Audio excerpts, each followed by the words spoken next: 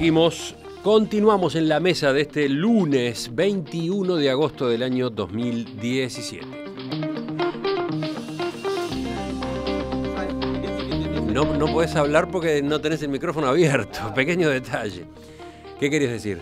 ¿Qué querías decir? No, sobre el comentario de este oyente tan ultraliberal que hay ahí.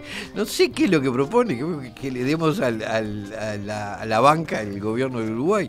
Digo, realmente acá lo único que hizo, lo que es clarísimo es que no se puede hacer nada sin tener una cuenta bancaria. Eso es una decisión del Estado.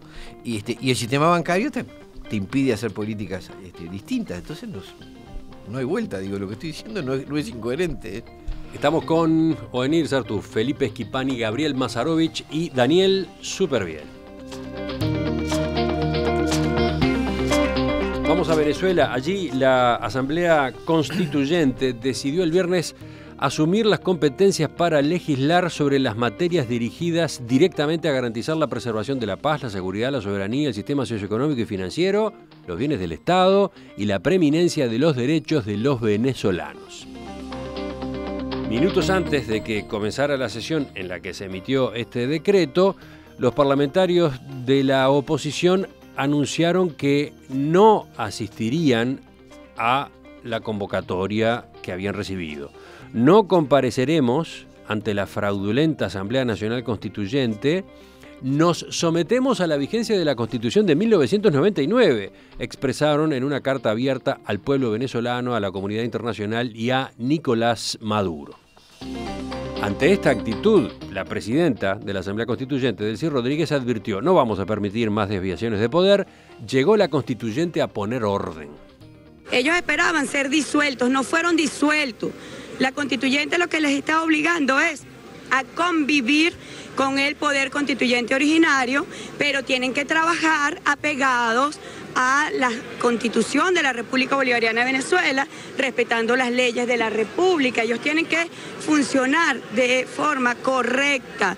Ellos no pueden tomar un espacio para los cuales se les eligió, que es legislar, no pueden tomar ese espacio para dar golpes de Estado. Bueno, ¿cómo vieron este nuevo giro en la crisis en Venezuela? Felipe. Sí, ¿qué más decir de Venezuela que no hayamos dicho, ¿no? Es un tema recurrente en estas mesas. Esta Asamblea Nacional Constituyente es el símil de nuestro Consejo de Estado, ¿no? Claramente elegido a través de una elección turbia, fraudulenta, denunciada por la propia empresa que se encarga del conteo de los votos, denunciado por un propio integrante del Consejo Nacional Electoral de Venezuela, o sea que no tiene ninguna legitimidad. Fraudulento además por la forma en que se eligió, ¿no? Digamos que fue una Asamblea Nacional Constituyente no representativa del conjunto de la sociedad venezolana, sino que al mejor estilo fascista se eligieron a representantes de grupos de estudiantes, de trabajadores, de artesanos, de distintas organizaciones, todas que respondían al régimen chavista. O sea que la ilegitimidad es evidente.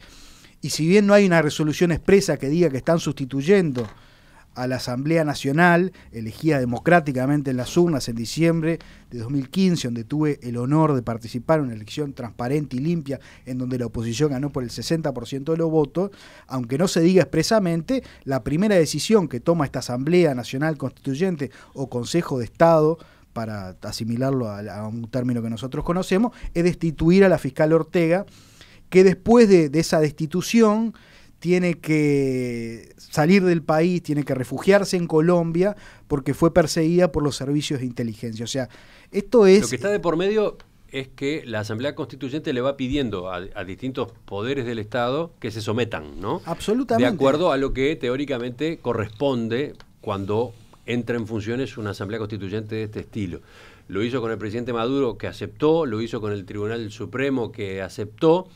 Lo hizo el viernes con la Asamblea Nacional, con el Parlamento, y el Parlamento no aceptó. Pero le ocuparon el edificio, Emiliano, digo, en una zonada entraron y ocuparon el recinto de la Asamblea Nacional. O sea, ¿qué más tiene que pasar en Venezuela para que algunos aquí en el país reconozcan de que lo que hay es una dictadura? Estoy dándole feroz. algún elemento más a la noticia del viernes para que se entienda en su contexto, en cuál es la formalidad que está de por medio, ¿no?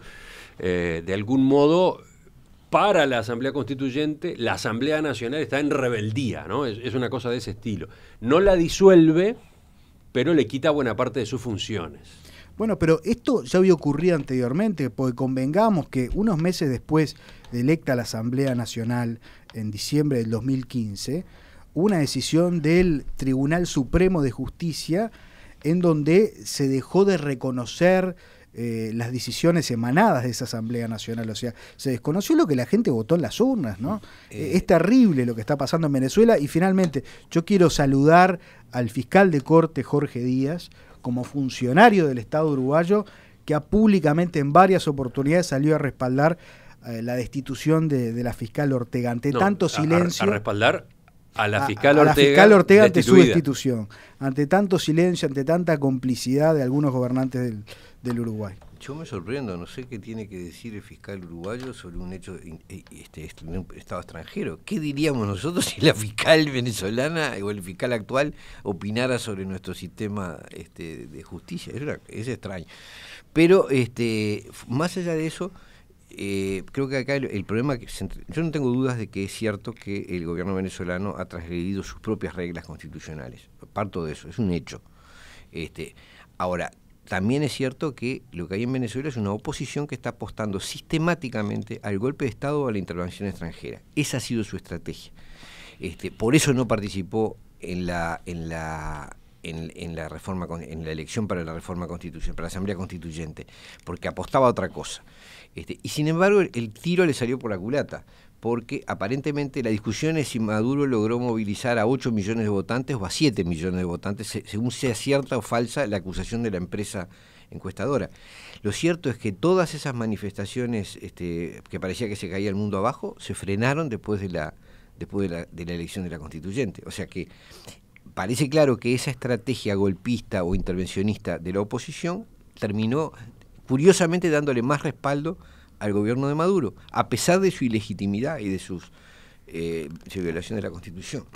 Daniel. Sí, nada, hemos hablado muchísimo de Venezuela, es un tema que parte aguas y que cada uno tiene su punto de vista, acá ya lo hemos explicitado, pero un poco siguiendo la peripecia del escape de Venezuela, de la fiscal, en lancha, en Aruba, de ahí en un avión medio particular que aterriza en Colombia, donde el presidente Santos legitima la llegada de la fiscal diciendo acá está, como dándole una suerte de protección, y aparentemente ahora está en México o en Estados Unidos, no tengo claro dónde está, que supuestamente maneja información muy profunda de las coimas y la brutal corrupción no sé por qué.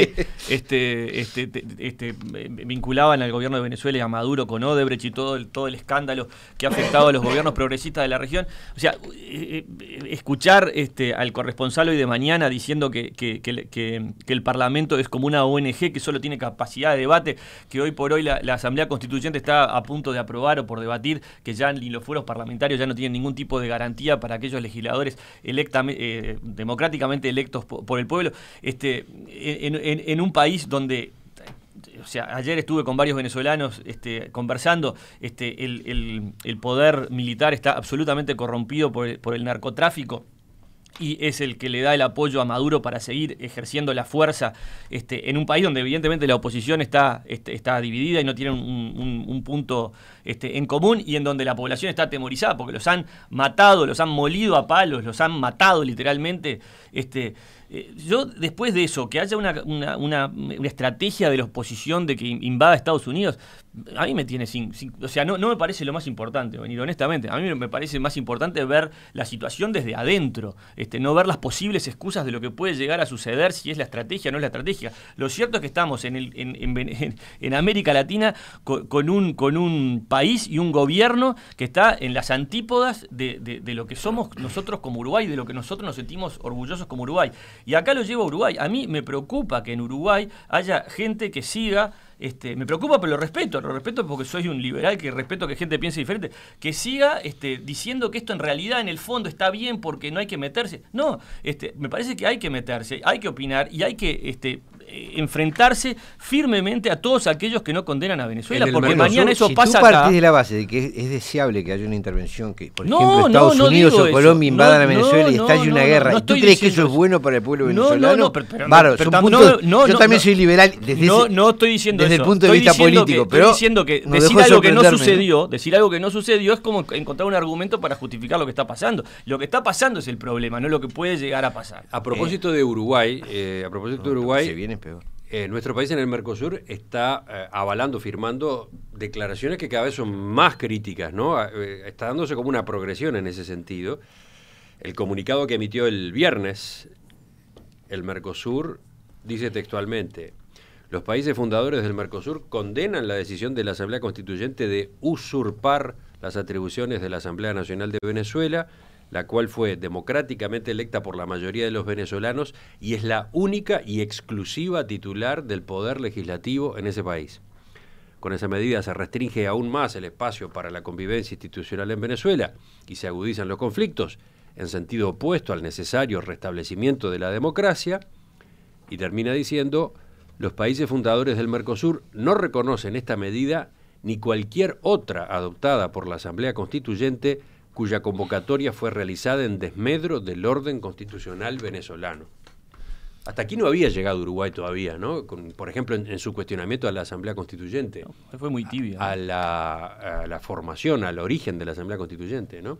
Bueno, esto es lo que se firmó el 18 de agosto, el viernes 18. Yo lo que digo es que una oposición que se niega a participar en un acto electoral, por alguna razón no se tiene la confianza que así como me pareció que Maduro tenía miedo a las elecciones antes y me pareció claro, hoy diría que la oposición no tiene el respaldo que dice tener. Todavía no habló Gabriel. No podían participar. Gabriel. No podían participar. De hecho, ahora se están anotando para las estamos elecciones regionales. sobre la hora. Sí. Este tema lo vamos a abordar. Yo 2 o 3 cosas. Primero, creo que hay que hacer todos los esfuerzos posibles para que la salida en Venezuela sea a través de la paz. Y creo que, independientemente de lo que se opine, hay un hecho ineludible del cual no se habla, que es que desde el 30 de julio no ha habido más enfrentamientos callejeros, ni más muertos. Entonces, podrá haber muchos defectos. Yo hay cosas del gobierno de Maduro que no comparto y hay muchas cosas de la oposición que no comparto. Pero parece haberse abierto un rumbo de paz, sin muertos en las calles. Te agrego, Gabriel, una cosa, que parece que se están registrando muchos políticos opositores para las elecciones regionales. Con estas 2 cosas. Entonces, eso pasó. La estrategia anterior de ambos lados llevaba a que hubiera muertos todos los días. Ya no los hay. Entonces, se está buscando un camino que creo que es el que hay que respaldar. Segunda cuestión. No es un detalle aleatorio de lo que pueda pasar la intervención de Estados Unidos en Venezuela. Lo dijo Trump en una conferencia de prensa en un campo de golf de su propiedad. Y después vino Mike Pence acá con 700 agentes y lo dijo al lado de Macri, con 700 agentes, un séquito que es el triple de lo que traía Obama. Entonces no es que sea una paranoia que se nos ocurra a nosotros de que hay alguna cosa de que... No, lo dijo con todas las letras, ¿no? Entonces, me parece que es un elemento. Yo me reía porque yo no pude venir justo el lunes y dije, yo venía diciendo todo esto y me decían que era medio paranoico, los documentos del Comando Sur, de la Cuarta Flota que no existe, que no sé qué. Y él dijo, tenemos soldados en todo el mundo y tenemos muy cerca de Venezuela. Sí, tiene 46 bases en América Latina ese señor para operar sobre acá. Entre ellas 7 en Colombia y 3 en Perú, que las tiene al lado. Entonces, me parece que omitir esa idea es un tema. Después debatir sobre los parecidos de la Asamblea Constituyente con el Consejo de Estado son maravillosos. En el Consejo de Estado no había ni estudiantes trabajadores, había solo empresarios. Pero acá, ¿no? Pero lo que digo es que, y no fue votado por nadie, fue electo por Bordaberry a dedo. Pero lo que digo con claridad, me parece, no, porque para discutirla, me parece que tenemos que verlo en esos términos y hacer un aporte real a ver si efectivamente desde todos lados apoyamos a que haya una salida pacífica, me parece a mí.